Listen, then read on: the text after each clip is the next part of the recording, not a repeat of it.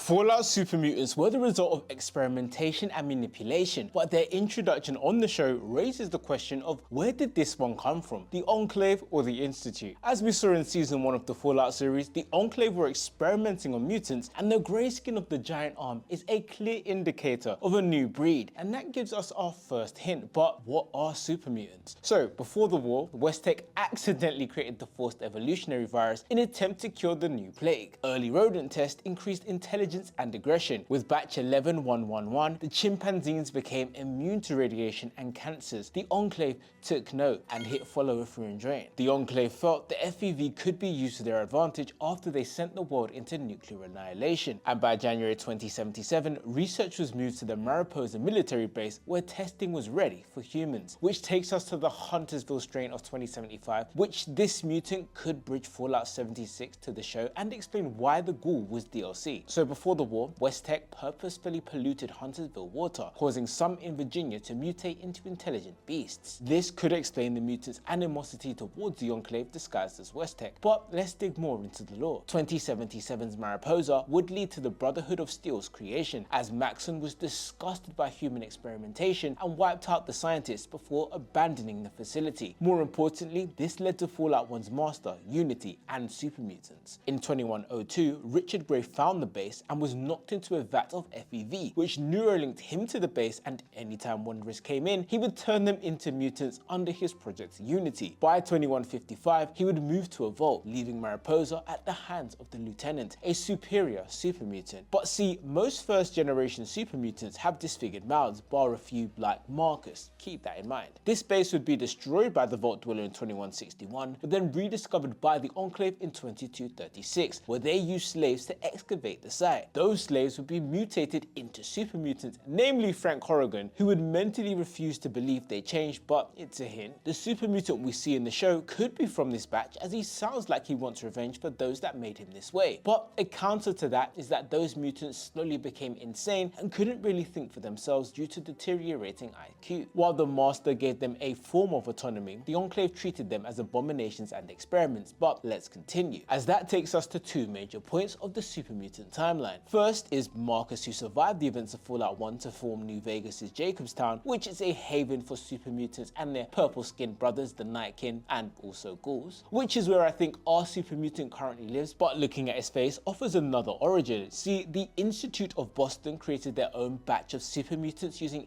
FEV. These mutants have cleaner facial features and retain almost all of their intelligence, which is how this supermutant seems. My guess though is that the show's supermutant is from the Huntersville strain, and unlike Jacobstown's missions for peace, wants revenge on the Enclave, as those in Huntersville were locked up for speaking out, something the mutant would never forget, especially if he had family. Given his clean and non-beastly features, I'd say he's less likely to come from Unity or the Enclave's extraction. The only other option would be the latest strain we spotted in season 1, but family, what do you think?